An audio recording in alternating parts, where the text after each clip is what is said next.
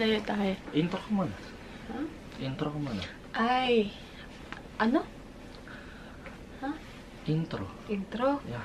Dapat ikaw mas si ate. Okay.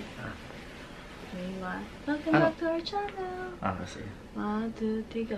Welcome back to our channel! Hindi dapat mataas yung doon mo. Di ko. Welcome back to our channel! Galing. Ano ba ako pa? Tatawa mo. Tapos.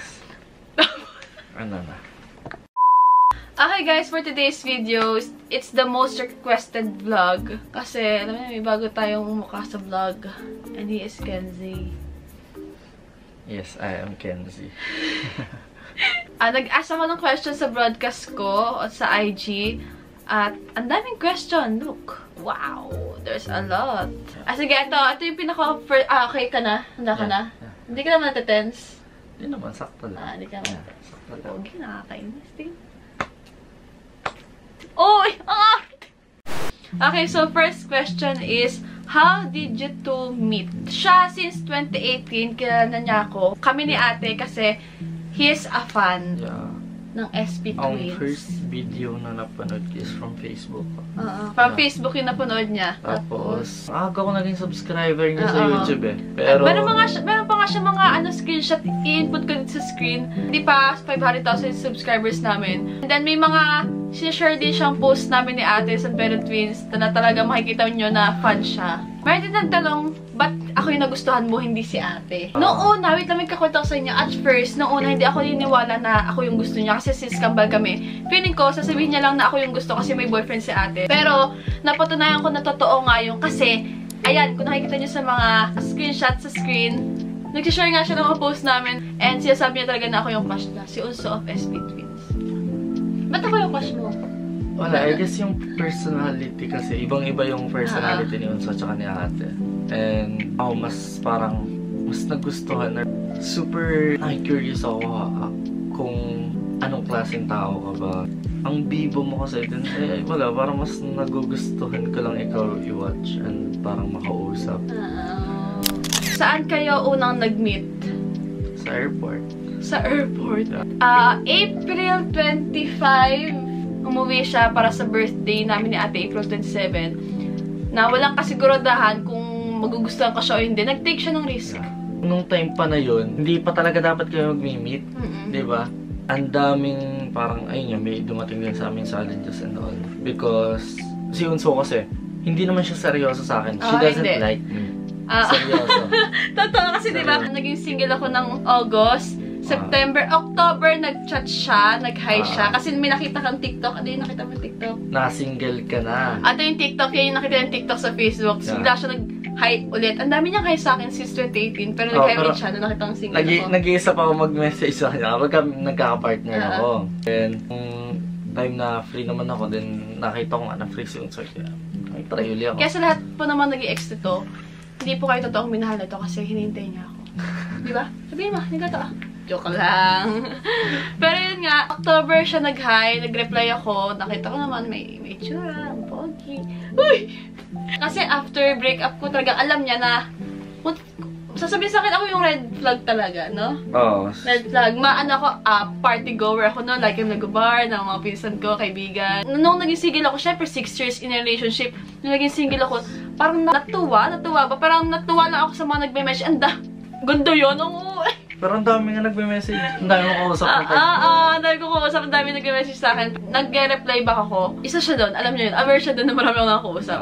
Ano naman wala rin kasi akong plan na seryosohin. Kasi nandun din ako sa part na gusto ko man mag-enjoy. But sa pagtagal, napapansin ko na parang nagiging seryoso ako yun. So, kahit red flag ako, sinasabi ko naman kay Unso yun na, kasi ako, vocal naman ako sa nararamdaman ko. Sobrang vocal niya. I'm telling her na, parang iba na yung nararamdaman ko for her. Na medyo seryoso na ako. Okay. Excuse me. It's okay. Then, after ilang months na namin ganun na parang siya wala talaga siyang amor kahit ano sa akin. May araw na sobrang tagtad niya ako ng chat. Hi, kamusta? Ano nangyari sa'yo? hindi ko siya ngayon siya, go pa rin. May mga times din na may dumadating sa akin bulaklak, alam niya kung sino nagbigay, wala siya, di nga iniisip. Meron kasing tao na pag nalaman mo yun, nalayaan mo na, red flag eh, pero siya, wala. Bakit ba? Nung time na yun, di ba sinabi ko naman sa'yo yung reason? Na parang, I just don't wanna give up ng basta-basta. Parang, gusto ko gawin muna kung ano yung kaya ko. Then after that, kung wala talaga, then okay, I can give up. Na parang kaya kong sumuko. Alam ko rin naman na, fresh from breakup ka nun. And, parang, kaya lagi ako di ba nagsasabi sa'yo na, ganyan ka ba talaga? Kasi, I know deep inside na parang, hindi ka naman kasi ganun, na hindi ka naman para manakit ng tao. Bali, naiintindihan ko naman na kaya siya naging red flag or kaya siya nakakagawa ng mga ganung bagay kasi galing siya dun sa 6 years long-term relationship talaga. Hindi rin naman madali yung parang pinagdaanan niya nung time na yun. Kaya parang naiintindihan ko na kaya siguro gusto niyang i-enjoy and kaya ayaw niya muna matali. Ba't hinihintay mo pa din ako? May tanong, alam ko na may sasagot yun. Tatanong ko na yan, gusto ko lang marinig din. Kasi she's worth it. And, kumbaga ganun kalalim yung nararamdaman ko para sa kanya. But, dumating ako sa point na napagod. Na gusto kong, hindi naman sa napagod. Natakot ako na mahalin pa siya lalo. Kasi, isipin nyo, October, November, December, January, February, March. 6 months siyang wala akong paki sa kanya. Tapos, ayun, dumating din ako sa point na parang gusto kong kalimutan si Unso. Kasi ayoko dumating sa point na sobrang mahal ko siya din. Ako ubos na naman. Kaya tinry ko, mambabae. Which is siya naman, nung time na yun, na nambabae ako.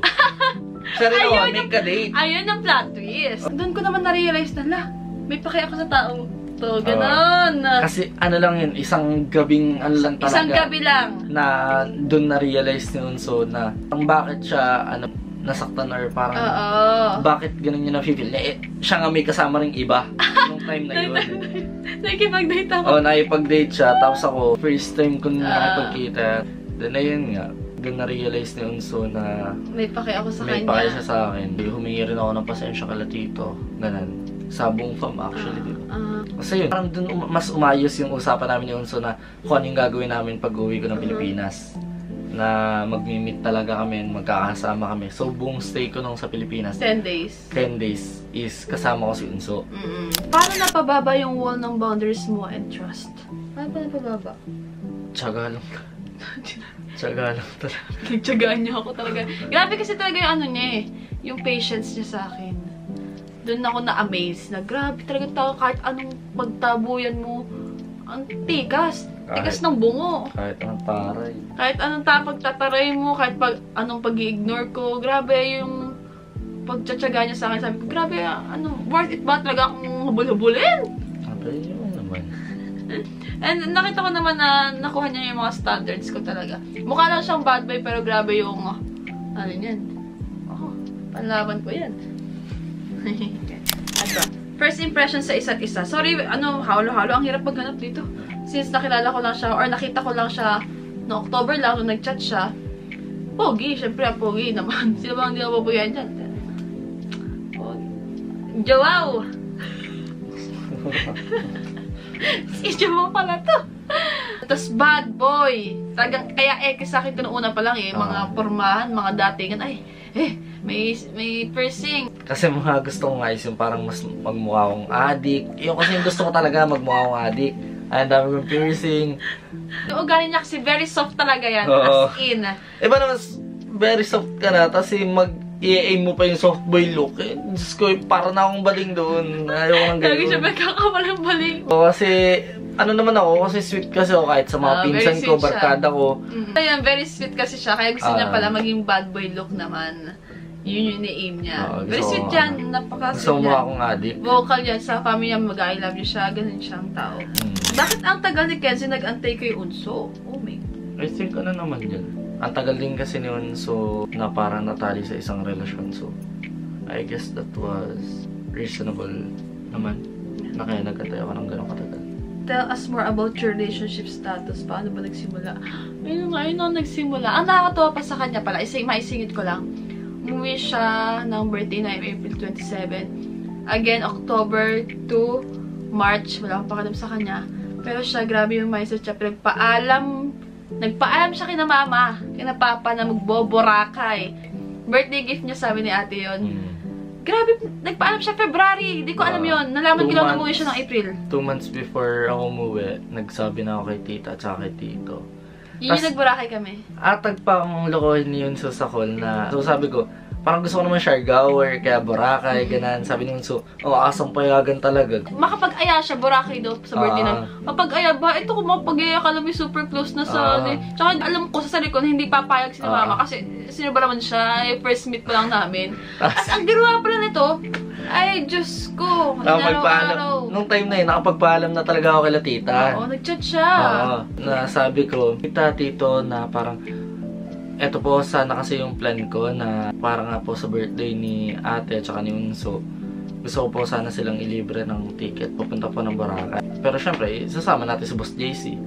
Syempre. Kailangan. Nailibre mo din si JC. Bakit? 3-in-1 kami. Nakikisali ko sa pamilya namin. Tapos nung time na yun, hindi pa ako kasali sa vlog nung nasa airport. Ako nasa likod lang ako ng camera. Tawa ako ng tawa. Tagal namin ito tinatago sa vlog. Kapakita. May plan ka po ba magstay sa Japan? Ako gusto ko. Pero itong kasama ko gustong-gusto sa Pilipinas. Magkaiba kami ng ano. Si Yunso gustong-gusto niya dito. Oo, kasi pero naman, sinasabi naman sa akin ng fam ko na pagka siguro nagkaroon kami ng sariling family ni Yunso, doon magbabago yung ano. Yung mindset mo. Yung mindset ko. Like kasi ng mga kapatid niya. Yung may mga pamilya na yung kapatid mo. Yeah. Mas gusto niya sa Japan. Kasi maraming benefits. Magaganda yung benefits compare sa Pilipinas. Lalo na kapag may anak kayo, ganun. Grabe rin yung suporta ng gobyerno dito para sa mga bata. Na libre halos yung nila pag-hospital ng bata. Basta maganda yung mga benefits. Yeah, pati pag-aaral, libre. Pero kung ako naman, gusto ko pa naman din sa Pilipinas muna. Kasi hindi sila mama at papa eh. Yeah, sa akin hanggat binatat dalaga din mo. Sa akin naman, hopefully someday naman.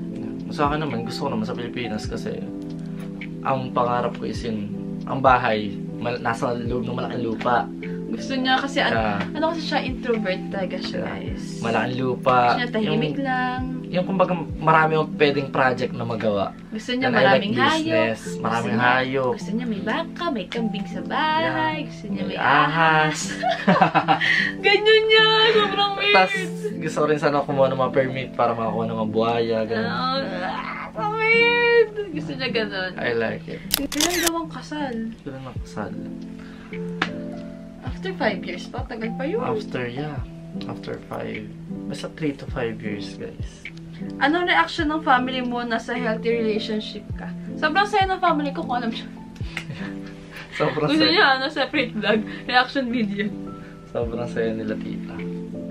Paano mo nalaman na right guy na siya sa'yo, Unso? Pa-shoutout. Hi, Trisha Pring. Hindi, ako, parang nasabi ko na siya talaga yung makakasama. Ang korte ko, no, guys?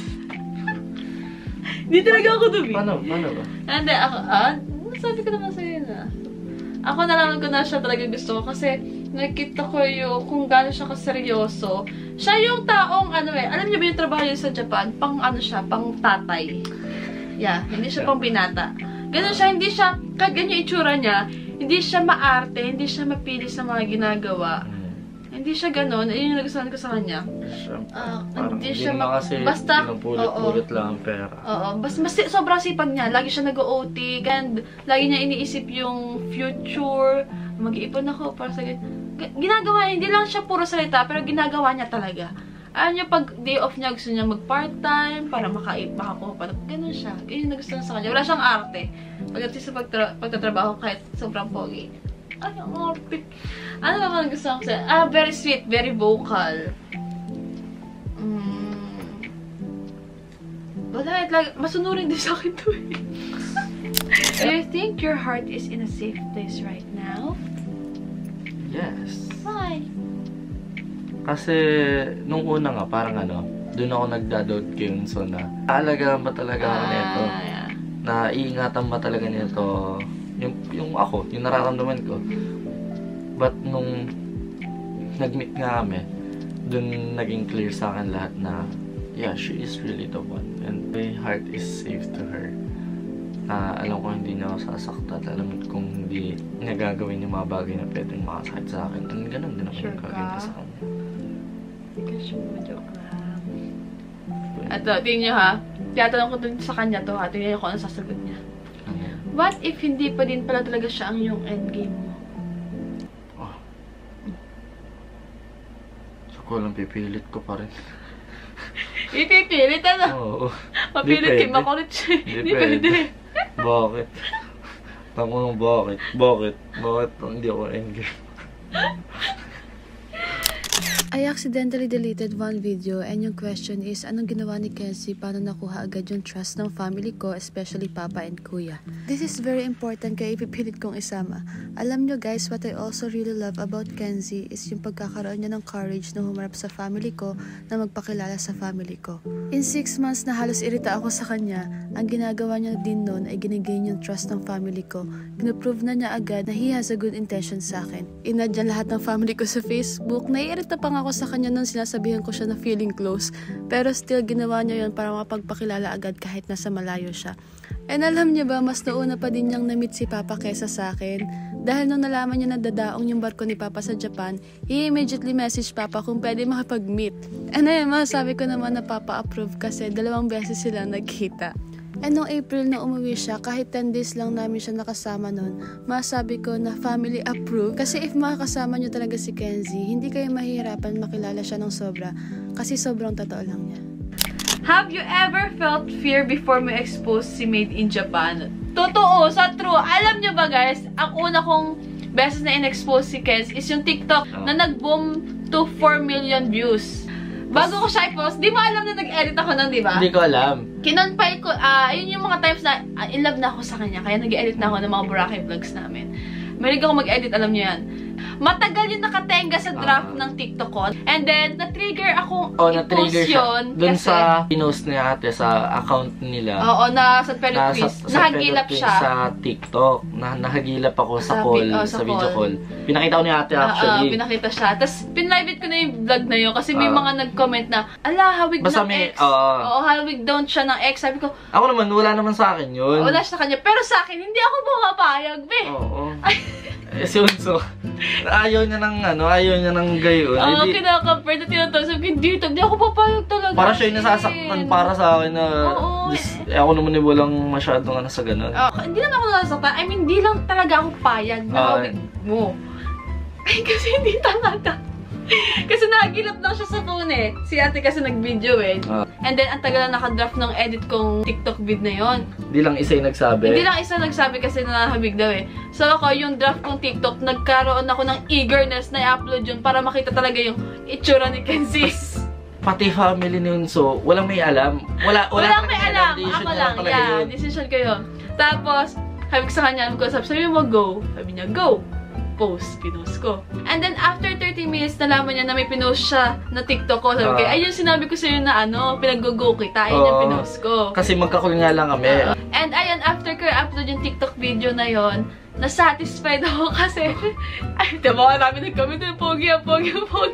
Nag-success naman yung gusto kong mangyari na pinatunayan ko talaga na, iba to. Iba. Wag niya gagaya sa iba to. Natatawa ko dito kasi amaze na, grabe nag-boom daw yung video niya, yung itsura niya nandun. Sabi ko, ako talaga, at first, alam ko na mag-boom yun. At saka ayaw ko naman, nakita ko doon na naiyak. Kasi hindi ko alam na may video ganun eh. Maangas siya, ayaw nakikita umiyak. Maangas daw siya kunwari. Pero iyakin niya, ilang beses umiyak. Hindi lang, araw-araw nga minsan. Ay, natasabi niya sa akin, wag ka na magpapost na naiyak ako, last na yun. Bakit? Last na talaga. Have you ever feared? Hindi ko nasagot yung tanong. Oo, naramdaman ko yung takot nung in-upload ko. Alam niyo kung bakit? Natakot ako na baka may mag-mention na, hello, I know you don't know me, but I know you. That's the boy. Pero wala, luckily wala nag-message. Napatuloy na malinis. Sinabi ko naman sa kanya, nung time na hindi pa kami totally all in sa isa't isa. Siguro, noon time na yun, pati sa akin, kung pinush ko siya, baka may maglumapit din sa akin. And ganun din ako sa kanya. Ngayon naman panatagal loob natin pa rin. Doon ka na-realize na, kinausap niya ako, na wala talaga siyang kinakausap na iba. Kahit na, nagtatabuyan ko siya or what. Okay, next. In a short span of time, ano yung best memories niyong dalawa? Okay. For almost 1 year na magkakilala kami. Hanggang 1 year na eh. In a short span, ano yung best memories? Super liwanag. Parang yung pinakalangan natin doon? Nung August 13. August 13. August 13 was really... Hindi ko rin siya makakalimutan buong buhay ko. Kahit tanungin nyo after 10 years kung anong nangyari, tanda-tanda ako. Anyways, next. Naiiyak ako. Wait lang. Ba't ka naiiyak? Makikita ka lang. Kaya nga, huwag isama to. Naiiyak. Ano? Isa! Hindi ka sasama to. Pogi pa din eh. Ba't ka naiiyak? Hindi na naiiyak. Makangasol yun.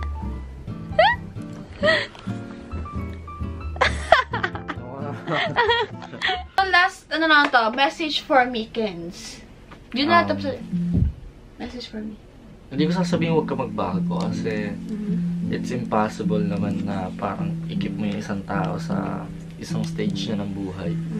I think it's normal na araw-araw nagbabago siya. And I'm here naman to accept that. Patagyan mo yan.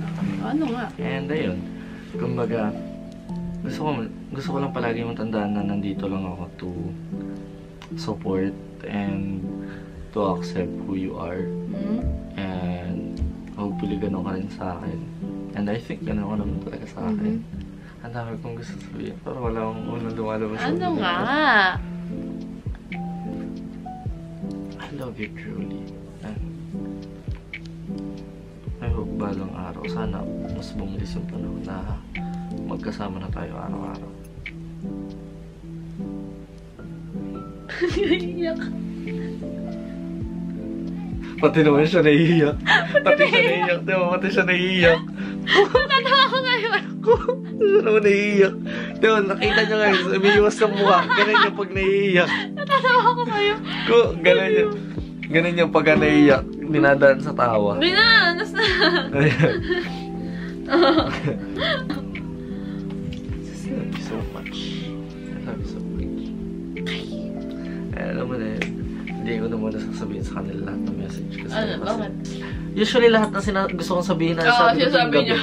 Tuwing gabi, kapag magka-video call kami, pagkapatulog na, doon ka na sabi sa kanila. I'm so happy. I'm very happy. Kaya kung naiisip niyo man na hindi ako vocal, no. Hindi ka vocal. I'm really vocal naman pagka kami lang dalawa yung magkausap. Katawa. Yun na, tapos na. Ayun yung Q&A na hinintay. Yun lang yun, guys. Ayun lang. Okay, guys. That's it for today. I hope you enjoyed this vlog. At sana nasagot namin yung mga katanungan nyo. Sana wala kami nakalimutan na kwento. Basta all in all, I'm very grateful. I am blessed. I am so happy that I met you. I'm so blessed. Thank you for watching. Please like and subscribe. Bye!